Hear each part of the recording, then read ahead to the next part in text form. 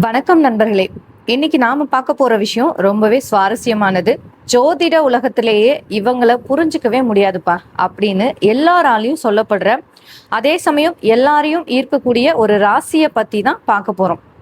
அதுதான் மிதுன ராசி. இந்த உலகத்துல ரொம்பவே இன்ட்ரெஸ்டிங்கான மனிதர் யாருன்னு நீங்க ஜோதிடர்கள் கிட்ட கேட்டீங்கன்னா அவங்க கை காட்டுற முதல் ராசி மிதுனமா தான் இருக்கும். ஏன் தெரியுங்களா? இவங்கள நீங்க ஒரே நாள்ல இல்லாட்டி ஒரு சில மாசங்கள்ல முழுசா புரிஞ்சுக்கவே முடியாது. ஒரு நாள் பார்த்தா பயங்கர கலகலப்பா இருப்பாங்க, செம்ம ஜாலியா பேசிட்டு இருப்பாங்க. இன்னொரு நாள் பார்த்தா யாரோடையும் பேசாம அப்படியே அமைதியா அவங்களோட உலகத்துல தனிமையை விரும்பி உட்கார்ந்து இருப்பாங்க. ஒரு நாள் ஒரு முடிவை எடுப்பாங்க, இனிமே நான் இதைத்தான் பண்ண போறேன் அப்படின்னு. ஆனா அடுத்த நாளே அதை பத்தி மாத்தி வேற ஒண்ணு யோசிப்பாங்க. இது வெளியில இருந்து பாக்குற மத்தவங்களுக்கு எப்படி இருக்கும் தெரியுங்களா? இவங்களுக்கு என்னதான் வேணும், ஏன் இப்படி குழப்புறாங்க அப்படின்னு தோணும்.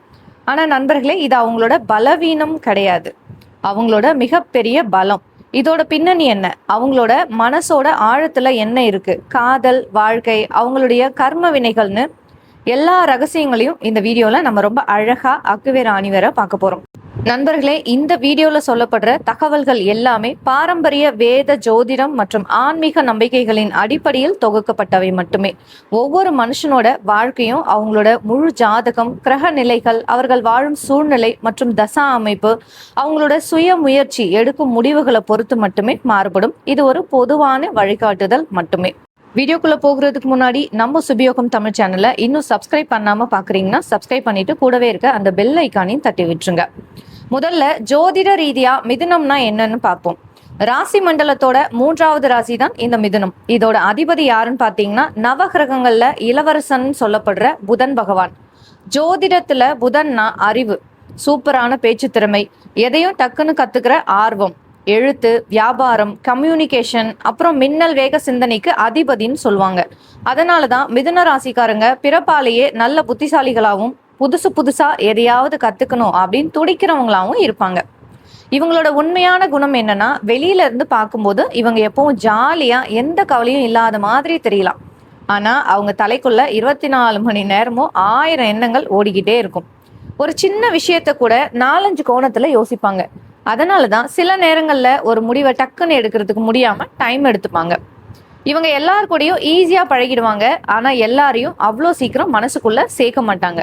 அவங்களோட உண்மையான மனசு ரொம்ப நெருக்கமான சிலருக்கு மட்டும்தான் தெரியும்.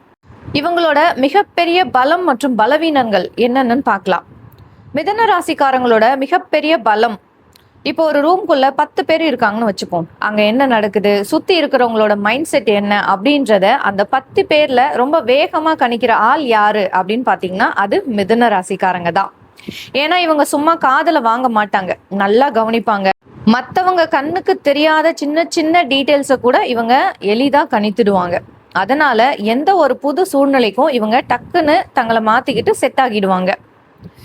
இங்க ஒரு முக்கியமான விஷயம் நண்பர்களே, மிதுன ராசிக்காரங்க கிட்ட நீங்க எதை வேணாலும் மறைக்கலாம், ஆனா பொய் மட்டும் சொல்லிடாதீங்க.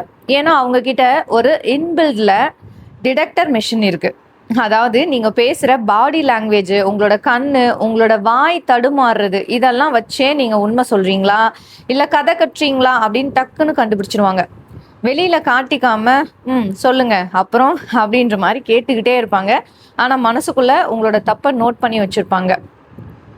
இவங்களுக்கு இருக்கிற இன்னொரு ஆச்சரியமான குணம் என்னன்னா, இவங்க ஒரு சோஷியல் கேமலியன் மாதிரி. அதாவது இவங்க ஒரு ஐடி ப்ரொஃபஷனல் கூட உட்காந்துட்டு பேசுறாங்கன்னு வச்சுக்கோங்களேன், டெக்னாலஜி பத்தி பேசுறாங்க அப்படின்னா 10 மணி அவ்வளோ நேரம் கூட 10 மணி நேரம் கூட வந்து பேசுவாங்க. அதுவே ஒரு மெக்கானிக் கூட உட்காந்துட்டு பேசினா அந்த வண்டி இன்ஜின் பத்தி எல்லாம் அவங்க பார்த்து ரொம்பவே டீப்பா பேசுவாங்க. வயசானவங்க கூட உட்காந்துட்டு ரொம்பவே பக்குவமா பேசுவாங்க. சின்ன பசங்க கூட சேர்ந்தா அவங்களும் குழந்தையா மாறிடுவாங்க. எந்த குரூப்ல இவங்களை தூக்கி போட்டாலும் அங்க இருக்கிறவங்களோட வேவ் லென்த்துக்கு ஏத்த மாதிரி இவங்கள அப்படியே மாத்திக்கிட்டு அவங்கள ஒருத்தரா மாறிடுவாங்க. அந்த ஒரு சூப்பரான குணம் இந்த மிதுன ராசிக்கு இயல்பாவே இருக்குங்க.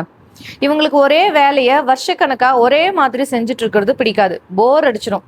ஸோ புதுசா மனுஷங்க, புதுசா இடங்கள், புதுசா அனுபவங்கள், இதெல்லாம் இவங்கள ரொம்பவே ஈர்க்க செய்யும். புதன் ஆதிக்கம் கொண்ட ராசி அப்படின்றதால இவங்களுக்கு பேச்சுத்திறன் இயல்பாவே ஒரு ஆயுதம் மாதிரி இருக்கும். சரியான வார்த்தையை சரியான நேரத்துல பயன்படுத்துறதுக்கு இவங்களுக்கு தெரியும். அதனாலதான் ஆசிரியர்கள், வழக்கறிஞர்கள், விற்பனை ஊடகம், எழுத்து போன்ற துறைகள்ல இவங்களுக்கு வாய்ப்புகள் அதிகமா இருக்கும்.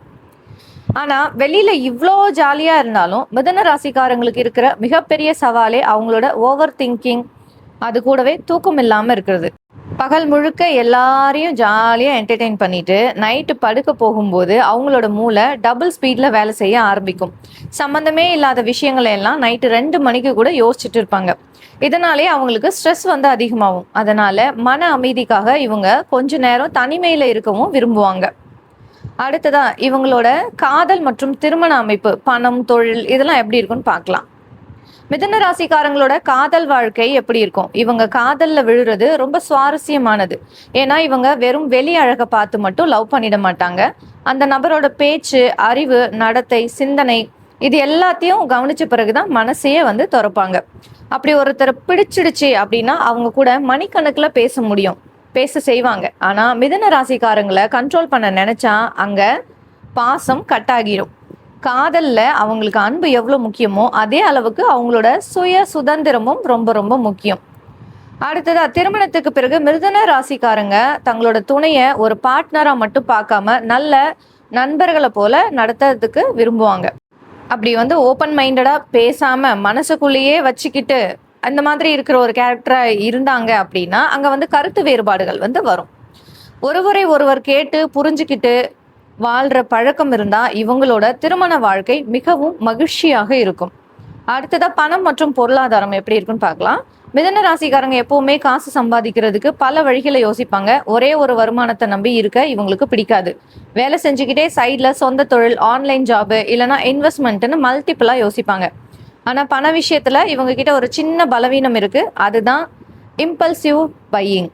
அதாவது நல்லா பிளான் பண்ணி தான் காசு வச்சிருப்பாங்க. ஆனா திடீர்னு ஆன்லைன்ல எதையாவது பார்த்து ஆசைப்பட்டுட்டா யோசிக்காம டக்குன்னு ஆர்டர் போட்டுருவாங்க. இந்த பழக்கத்தால சில நேரங்கள்ல மாச கடைசியில பட்ஜெட் கொஞ்சம் இடிக்கவும் செய்யும் இவங்களுக்கு. அடுத்ததா இவங்களுக்கு எந்த தொழில்ல வெற்றி? பாரம்பரிய ஜோதிட கருத்துக்களின்படி மிதுன ராசியினர் வந்து பேச்சு, எழுத்து, அறிவு மற்றும் புதிய சிந்தனைகள் தேவைப்படும் துறைகள்ல சிறப்பாக இவங்க வந்து செயல்படுவாங்க.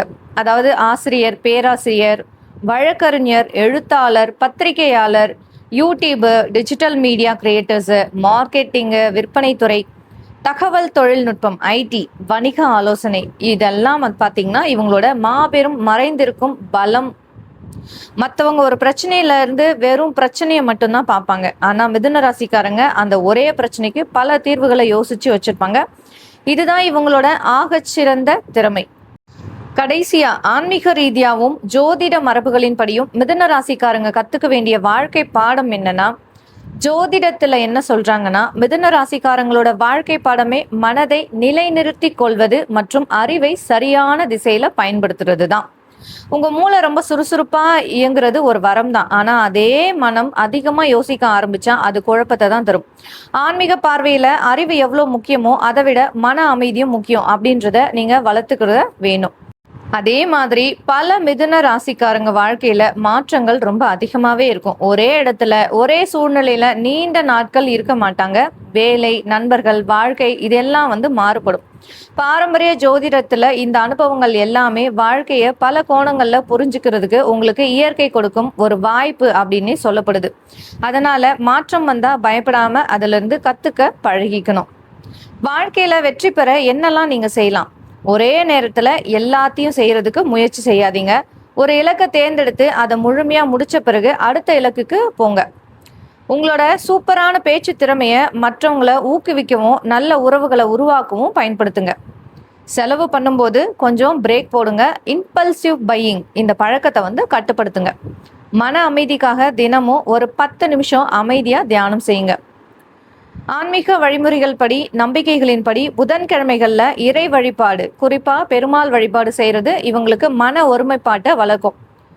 மற்றவங்களுக்கு அறிவை பகிர்றதும் கல்விக்கு உதவி செய்யறதும் நல்ல மனப்பக்குவத்தையும் யோகத்தையும் இவங்களுக்கு தரும்.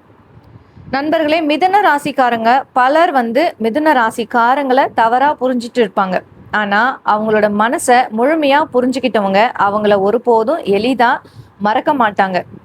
ஏன்னா அவங்க வெறும் வந்து கனவு காண்றவங்க கிடையாது. கனவுகளை யோசனைகளாக மாத்தி அதை செயல்ல காட்டும் திறன் கொண்டவங்க தான் இந்த மிதுன ராசிக்காரங்க. அவங்களோட மிகப்பெரிய பலம் அறிவு, மிகப்பெரிய சவால் சிதறும் கவனம்.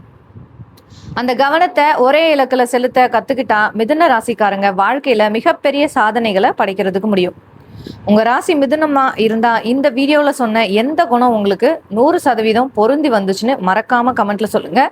இந்த வீடியோ உங்களுக்கு பயனுள்ளதா இருந்தா லைக் பண்ணுங்க, உங்களோட ஃப்ரெண்ட்ஸுக்கு ஷேர் பண்ணுங்க, நம்மளோட சுபயோகம் தமிழ் சேனலை சப்ஸ்கிரைப் பண்ணுங்க. அடுத்த வீடியோல கடகராசிக்காரங்களோட மறைந்திருக்கக்கூடிய ரகசியங்களும் அவங்களோட மனதுல என்ன நடக்குது அப்படின்றத பத்தி ஆழமா பார்க்கலாம். அது வரைக்கும் நன்றி. மீண்டும் சந்திப்போம்.